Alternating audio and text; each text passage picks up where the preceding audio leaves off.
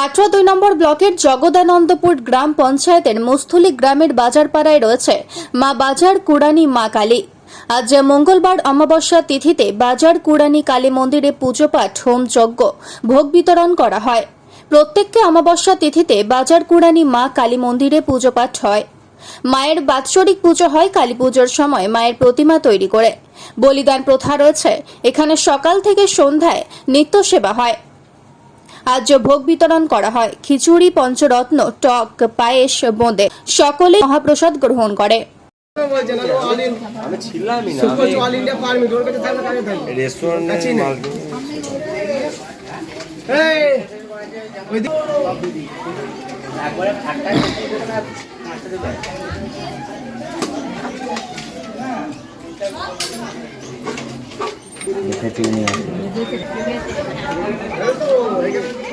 ওইটাই